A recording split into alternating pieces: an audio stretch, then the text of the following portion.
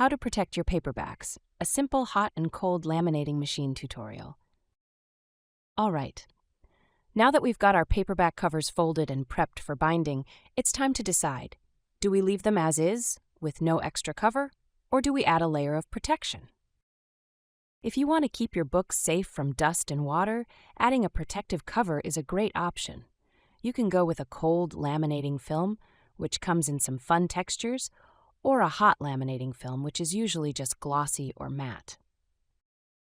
For this example, I'll be using a 30-micron hot laminating film. First, let's make sure the plastic cover is wide enough for the book. To check, just lay your paperback cover flat and place the film on top.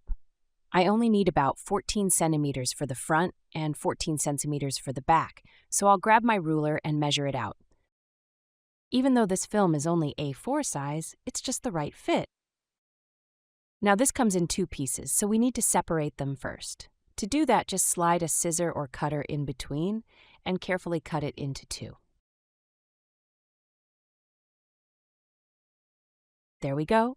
I only need one piece for now, so I'll set the other half aside for later.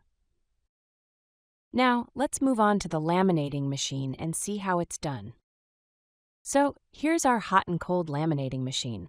Let's go ahead and switch it on.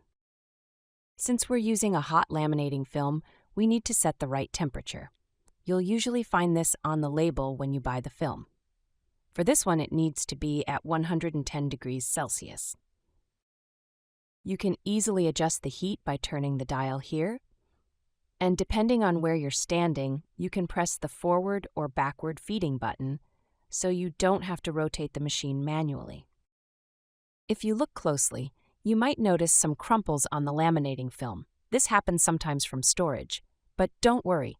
Since we're using hot lamination, it works just like ironing clothes. Once we run it through the machine, those crumples will smooth out nicely. Unlike hot lamination, cold lamination doesn't need any heat at all. As soon as you press the cold lamination button, you can feed the book cover and plastic together, and the machine will use pressure to press them together smoothly.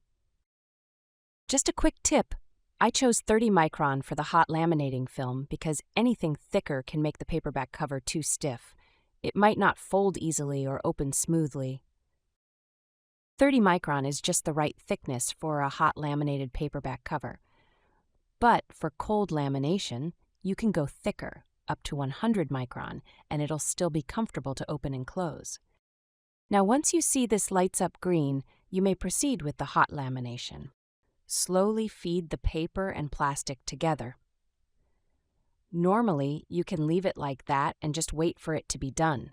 But since this laminating film has some crumpled parts, I'm going to help it to stretch a bit so that the crumpled parts will not be there permanently.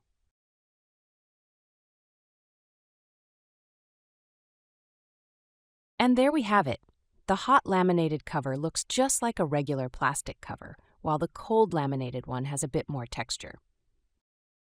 Again, it all comes down to personal preference. But at the end of the day, what really matters is that adding a plastic cover, no matter which type, helps your books last longer. Let's take one last look at the final results of the hot laminated covers. Hope this helped.